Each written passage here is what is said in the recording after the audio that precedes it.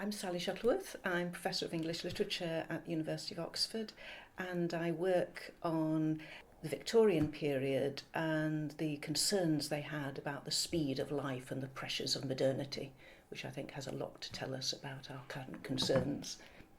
I'm Russell Foster. I'm Professor of Circadian Neuroscience here at the University of Oxford. I also direct the Sleep and Circadian Neuroscience Institute.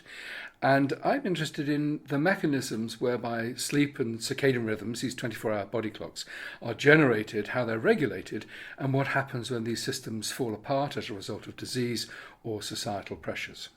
So Sally, what did the Victorians know about sleep, and what were their attitudes or indeed concerns about sleep? I think that the Victorian attitudes to sleep started to shift around the 1850s, in part because that was the beginnings of experimental studies on both the human and the animal body regarding sleep, but also because they started to become very aware of the pressures of modernity. This is the coming of the railways, telegraph, and also the concerns about industrialisation. And so life seemed to be dominated by change, by speed, by new ways of doing things, and this affected the way in which they thought about the value of sleep. Interestingly, not so much for the working classes, who were working extraordinary hours in the factories, which were overturning the whole concept of night and day. They seemed to be more concerned about the middle classes and what they called the brain workers, those who were now in their offices but could be required to work late into the night. And the other category of people that they were really interested in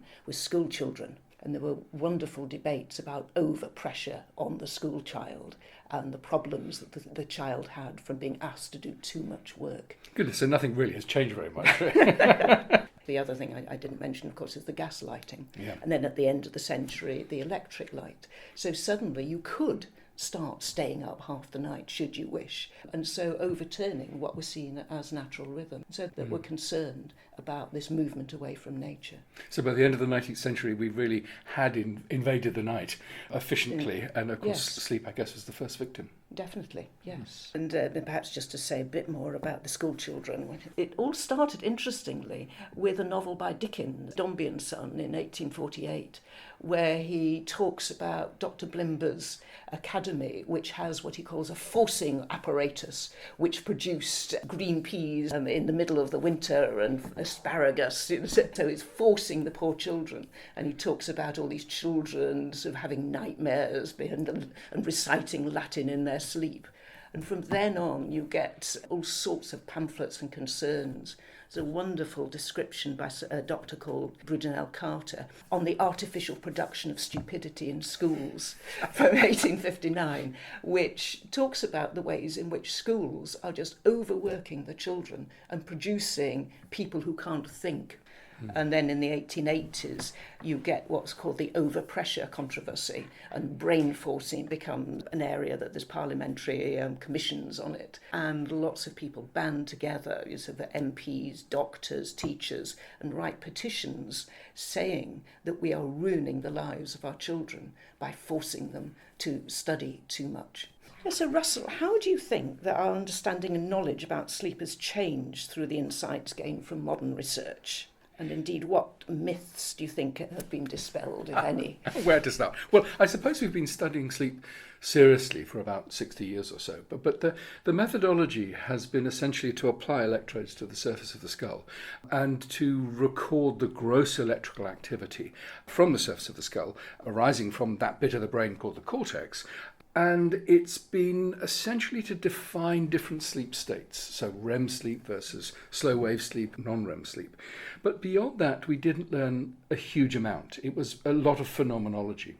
What's happened over the past 15, 20 years is that as a result of animal models and indeed of brain imaging studies, we've learnt that sleep is the product of an interaction of all the key brain neurotransmitter systems and multiple brain structures. So the hindbrain, the midbrain, the hypothalamus in the deep brain, the cortex are all interacting to drive these profoundly different states of consciousness and sleep. And so we're gaining real insight how this sort of global part of our biology has been regulated by the brain. So it's changed a great deal over the past few years. And I suppose the historical myths that have been dispelled have been quite interesting. I mean, sleep, I guess, up until the 1980s was regarded as an indulgence or a sort of something that one should do as a luxury, perhaps. And, people come to work and say, I've done another all-nighter. They get a slap on the back. And the realization now that is absolutely absurd. Our ability to function during the waking state is defined by the quality of sleep that we had at night. Our ability to lay down facts and memories are profoundly influenced by a good night of sleep. And it's not just the retention of information, but it's also the processing of information, such that if we want to come up with novel solutions to complex problems, then a night of sleep has been shown to hugely enhance our capacity to come up with solutions to problems. And so it's gone from an indulgence and a luxury to the realization that this is a fundamental part of our biology, and we ignore sleep at our peril. That's really interesting and comforting as well, to know that we can actually insist that we have our sleep. One thing that's puzzled me is, how did the Victorians study sleep? I think various methods. First of all, in the 1850s, there was a patient who had had a brain injury, which opened up his brain, and a doctor actually studied what was happening, because you could see through into the secrets of the brain. And after that, there were various doctors who then started, as soon as someone had an injury, they'd be there trying to recruit them into their experimental studies. And one of the main ones was someone called Angelo Mosso, who writes wonderful books on this for a general audience. But he talks about the first time that they actually wired up this patient in the middle of the night and watched him sleeping. And it was wired up so that the pulse of the brain actually caused a pen to write on a graph. So it was the first recording of a brain pulse. And what they discovered was that although he seemed to be sound asleep, actually each time somebody coughed or moved or a bell rang outside, the pulses registered. And so they became very interested in the way in which the mind was functioning whilst the body was asleep. Because sleep researchers tend to think of the origins of the systematic study of sleep as being in the 50s and the 60s. But what you're saying is that actually, essentially the recording of electrical activity was much earlier. And so we should give credit again to our Victorian ancestors for that. Yes. I think also what's fascinating is that although the methodologies have moved on, as you were referring to this person whose brain was even being observed as a result of injury, and we these days can look at the brain activity using MRI. But despite all these technological advances, there are fundamental questions about sleep that remain. So the classic different states of sleep, both REM versus non-REM and slow wave sleep, we've only got a very rudimentary understanding of what's going on within the brain. And broadly speaking, people are suggesting that memory consolidation and the processing of information is going on during deep sleep, slow wave sleep, whereas REM sleep has been associated with emotional processing. Whether that's going to turn out to be real is unclear. And indeed, so many sort of things that we took for granted are now being dispelled. And as you were saying, as the Victorians used people with health problems and brain lesions to try and understand the mechanisms, we're doing very similar things today. Indeed, yes. One of the aspects of Victorian research on sleep linked to food, because previously they'd always thought that sleeplessness was connected with digestion, whether you'd eaten cheese, etc. But during the Victorian period, they managed to discover how long various foods took to digest. And from then on, you got endless self-help manuals on what you should eat before you go to bed and what's the most difficult to digest, etc., and what will give you nightmares. And then they started to develop all sorts of commercial drinks for helping you to sleep through the night. And then I think it was the 1920s, this finally emerged into the concept of night starvation. And I remember my great uncle used to take piles of foods and boiled eggs and all sorts of things that he would eat if he thought he was hungry during the night, which of course he always was. Well, that's again so interesting, because one of the great topics in sleep and circadian research at the moment is metabolism and the link between clock, sleep and metabolism. And the discovery that if you take a big meal in the morning, you can deal with it and you can clear the glucose.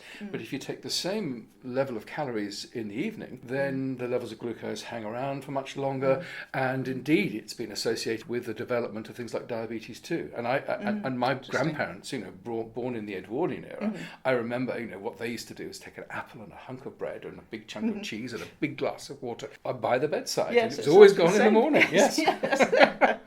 So drawing upon your research and your own personal understanding, what do you think's most important? In the way that young people study versus sleep, is there a conflict here? What are your thoughts on sleep versus study? Well, I think I will answer as most people would answer, in that you have to get the balance. Yeah. But that studying long into the night simply to cram in is the most ineffective way you could possibly have for producing both good academic work and also good sleep. I absolutely agree. And in fact, it goes back to, again, our grandparents, sleep on it. I mean, that's what they used to say. And now we have the evidence base to show that the solving of problems, the consolidation of memory, and so many other brain faculties are dependent upon a good night of sleep. So I think I would absolutely agree. If you want to study well, you have to study, but you also have to get that good night of sleep. Yes.